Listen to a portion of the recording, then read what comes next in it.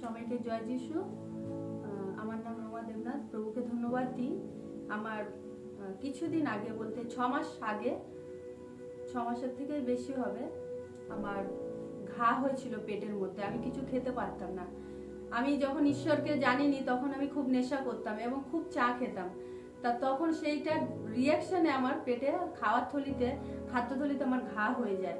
তারপরে আমার এতই অসুস্থ বেড়ে যায়, আমি কিছু খেতে পারতাম না। ডাক্তারে আমি সোনোগ্রাফি করেছি, ব্লাড টেস্ট করেছি, অনেক কিছু করেছি, কিন্তু ডাক্তার বলেছে যে আমার খাদ্যথলি পুরো পাতলা হয়ে গেছে, একদম ঘা হয়ে গেছে। বলেছিল মুড়ির জল এবং ছাতুর জল খেতে, কোনো ভাত তরকারি কিছুই খেতে পারবে না। তারপরে যখন আমি ঈশ্বরকে আমি জেনে গেছি, তখন আমি জেনে গেছি। আর যখন প্রভুর কাছে প্রার্থনা আমার একটাই ছিল যে প্রভু, আমি কি করে সুস্থ হব, আমাকে তুমি সুস্থ করো। আর একদিন সানডে ছিল, আমাদের খ্রিস্টীয় জীবনজ্যোতিতে আমি আসি। আর এখানে যখন আমি আসি আর তখন প্রভুর কাছে আমি প্রার্থনা করি যে প্রভু, আজকে তোমার দাস দ্বারা আমি সুস্থ হব না, আজকে আমি হলে তোমার থেকে আমি সুস্থ হতে চাই। আর যখন আমাকে ডাক্তার এই কথা বলেছিল যে তুমি কোনোদিন আর কিছুই খেতে পারবে না, আমার খুব কষ্ট লেগেছিল যে আমি কিছুই খেতে পারবো না। এটা প্রত্যেকটা মানুষের, যে মুড়ি আর ছাতুর জল করে কিভাবে সারা জীবন কাটায়। আর একটা আলসার রোগ যদি কারোর হয়, আলসার, সে কিন্তু সারা জীবন তেল মশলা কিছুই খেতে পারে না।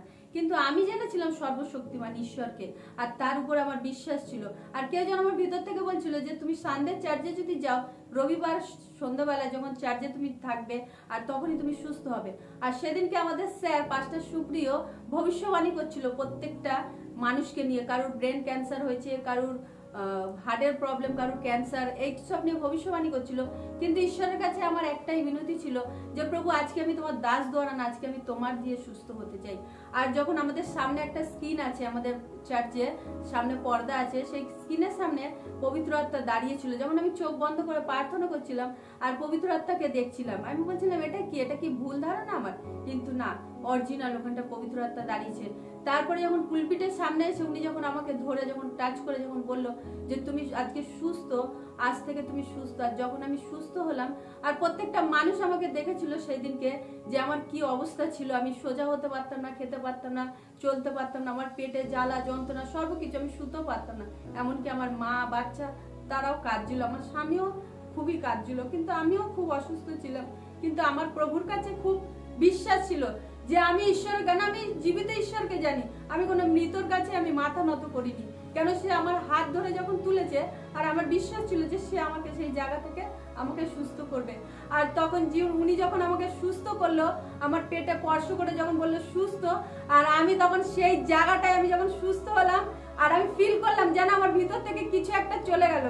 আর সেই দিনকে রাত্রেবেলা আমি ঘরে এসে, যে ডাক্তার বলেছিল যে তুমি মুড়ির জল আর ছাতুর জল খাবে, আর আমি ঘরে গিয়ে মাংস দিয়ে ভাত খেয়েছিলাম ঝাল দিয়ে। আর আমার সেই দিন থেকে আর কোনো রোগ নেই, কোনো ঘা নেই, কোনো জ্বালা নেই, কোনো যন্ত্রণা নেই। এখন আমি সর্বকিছু খেতে পারি। আর আমি ঈশ্বরকে জেনেছি, সত্যি প্রভু মহান জীবিত ঈশ্বর। প্রভু আমাকে সুস্থ করেছে। আপনারাও আসুন, আপনারাও সুস্থ হবেন। কেন, আমাদের এই মণ্ডলী হচ্ছে জীবনজ্যোতি মণ্ডলী, হচ্ছে জীবন্ত চার্চ, যেখানে যে একবার আসে অসুস্থ নিয়ে সে সুস্থ হয়। কেন, কোনো মানুষ তাকে সুস্থ করতে পারে না, সে ঈশ্বরই সুস্থ করে। আর পবিত্র আত্মা আপনাদের প্রত্যেককে আহ্বান করছে, আপনারা আসুন। আপনাদেরকে অনেক অনেক স্বাগত জানাচ্ছি। আমি তো হ্যাপি হয়েছি, আমি প্রার্থনা সর্বকিছুতে আমি সুস্থ, আমার পরিবারও সুস্থ, আমি পরিত্রাণ পেয়েছি। আপনারাও আসুন, আপনারাও পরিত্রাণ পাবেন। সবাইকে জয় যিশু।